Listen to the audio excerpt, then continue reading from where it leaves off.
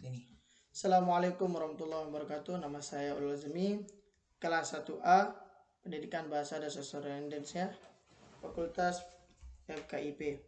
Saya akan membahas tentang pelajaran mata kuliah keterampilan berbicara.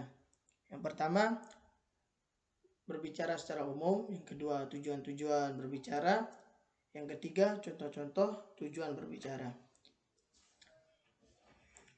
Berbicara secara umum merupakan suatu bentuk perilaku manusia yang membuatkan faktor-faktor fisik, psikologis, semantik, dan lingkungan sedemikian ekstensif secara luas sehingga dapat dikatakan sebagai alat manusia yang paling penting bagi kontrol sosial.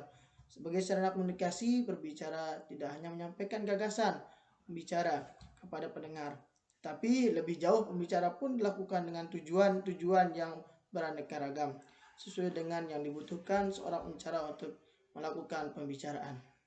Itu adalah definisi berbicara secara umum. Saya akan membahas juga tujuan-tujuan berbicara.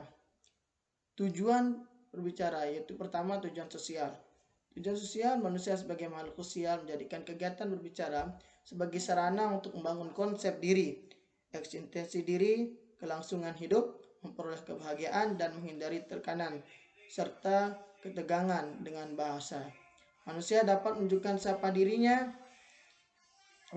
orang yang tidak berkomunikasi cenderung tidak memahami siapa dirinya sesungguhnya dan bagaimana peran sebagai makhluk sosial. Mungkin kita dapat mengamati bagaimana seorang anak yang hidup sehari-harinya berada dalam kekurangan pigitan orang tua. Pada umumnya, ketika harus terjun ke masyarakat, dia mengalami proses adaptasi yang cukup lama.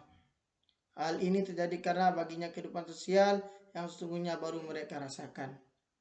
Yang kedua, tujuan ekspresif bahasa dapat digunakan untuk mengekspresikan perasaan pembicara kepada orang lain.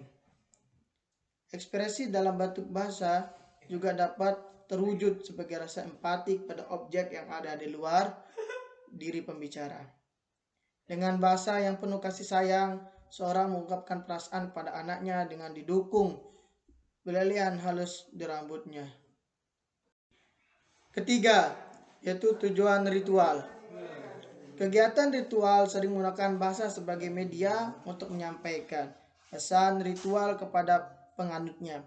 Dalam perayaan hari besar keagamaan tertentu, banyak simbol keagamaan yang bersifat sakral ditunggankan melalui bahasa. Dalam agama Islam, doa merupakan salah satu bentuk kegiatan yang menggunakan bahasa sebagai media penyampaiannya ketika umat Islam berdoa kepada Allah yang menciptakannya alam semesta dengan menggunakan bahasa. Walaupun mungkin ada di antara bahasa dalam doa tersebut tidak dipahami secara harfiah oleh orang yang berdoa. Seperti kita tuh pakai bahasa Arab, mungkin orang awam yang banyak tidak mengetahui arti dari bahasa Arab tersebut.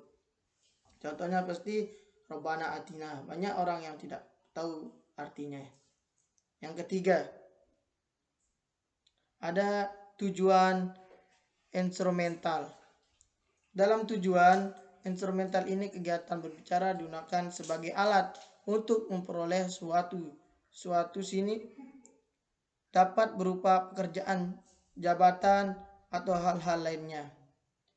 Memang kegiatan berbicara merupakan salah satu bentuk komunikasi, tetapi dalam tujuan instrumental kegiatan berbicara tidak tampak kaitan khusus antara pesan yang ada di dalamnya dengan tujuan yang diharapkannya. Itu adalah tujuan berbicara. Yang ketiga, contoh yaitu tentang